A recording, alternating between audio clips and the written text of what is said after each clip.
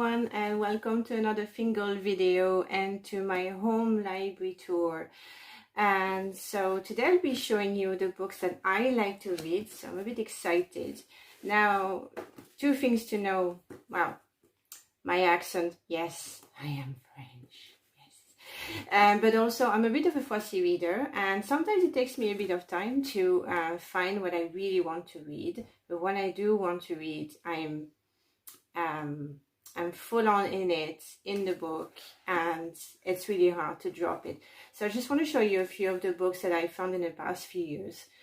Now, my collection, library here, is not that extensive. Two reasons for that. Well, we live in a small space with my little family, and so we went for quality over quantity.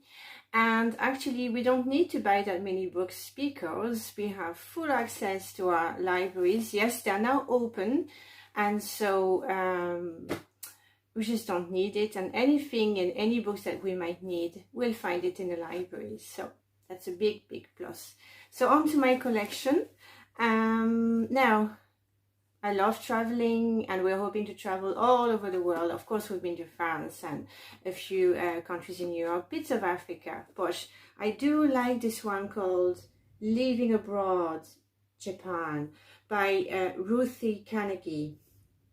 And it's one of my dreams to actually visit Japan. Now, obviously not living abroad, but just to kind of discover the country. And the book is very escapist, of course, as you can imagine, and it will give you an insight of how life is in Japan, and maybe going off the beaten tracks, you know. And so very entertaining book. My next book is Goodbye Things by Fumio Sasaki, excuse me. So this book is about minimalism, and it's actually Goodbye Things on minimalist living. And so minimalism, a type of art, of course, it's a given, but also a way of living, a lifestyle, obviously.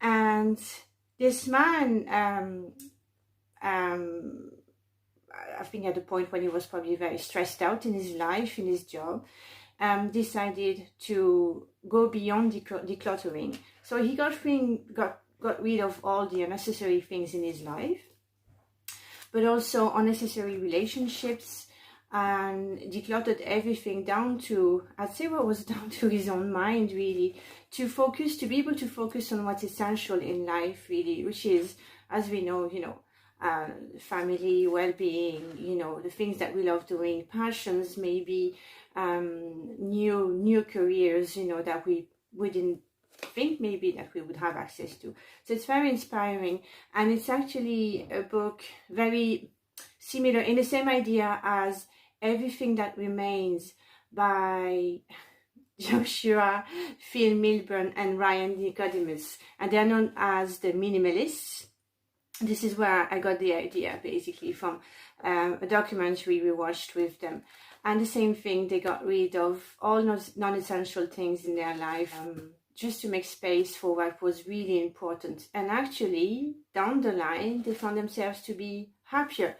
And I have to say, it really had an impact on my life and that of my family. So that's just a bit of inspiration, really. Now, I have a bit of an obsession, my own little kind of thing. It's, French history, but also Versailles. Anything to do with the palace, the history of the people who lived there, you know, the kings, obviously. Now, this one I love. It's called Behind the Scenes in Versailles by Pascal Bonafou and Gilles Targa. There you go. So, of course, you might have visited the palace, you know, but it shows really what's beyond those closed doors, the cordage, you know, and how those antiques are maintained, looked after, you know. And yes, it goes beyond those areas you're not allowed to go and see, for obvious reasons. For example, the apartments of Queen Marie Antoinette, you might have noticed a door there at the back of a bedroom, and so it's all well explained and detailed, and I absolutely love it. So it goes in details on what you could see in the palace, really, you know. And I wouldn't be French if I didn't have my own collection of Asterix, and this one is chez les Bretons, so in Britain, really, and very funny. Now I mean, fantastic read when you're learning to read. I learned on these, I improved my reading skills, and also maybe my sense of humor thanks to these. My dad absolutely loved them, and they're a classic, really. I think there's probably no French home that doesn't have its own collection of Asterix, really. And the next one is called The Relaxation and Stress Reduction Workbook, and it's by Martha Davis, PhD, Elizabeth Robbins Eshelman, and Matthew McKay. I'll show you the cover.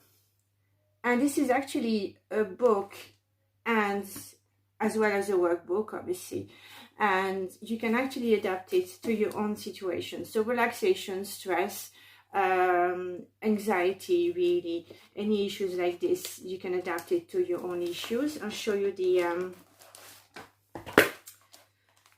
exercise spreadsheet. So it's a bit of work, obviously, but it's work on yourself, helping yourself, you know, to find out what you want to sort out in your life, how to.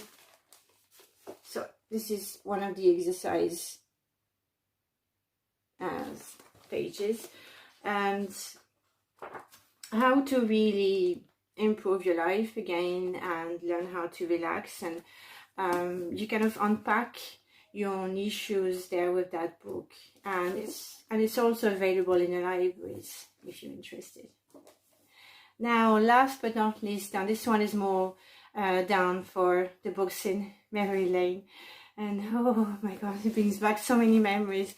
So this one, and maybe a lot of French people remember it. So this one is called Les Vacances by La Comtesse de Ségur, and it was in a series called the Pink Library, La Bibliothèque Rose. And I mean, you can tell how old that book is. I have had it since I was little. Smells old, but it's the scent of my childhood. Now, those books are just a series of adventures with children from the days of yore, if you will. Now, I was trying to remember what century. I'd say about the 18th century, somewhere around there. And well, education was different back then, of course, and children were either naughty or really good. There was no in between as such. But the adventures are very, very nice. It's very relaxing type of read.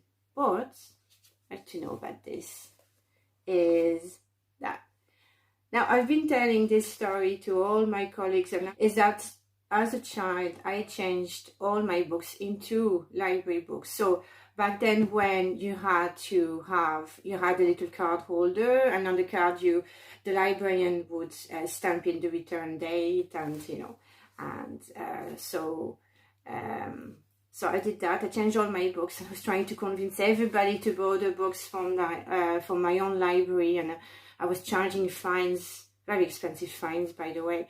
And yeah, great memories, all right, but proof that I've always wanted to work in the libraries. There you go. So I hope you enjoyed that little presentation. If you liked it, we'll be able to do some more, and maybe show you what I have in my ebooks, and because I do have quite a bit of a collection on the ebooks. They're great, they don't take much space, you can read them anywhere, anytime.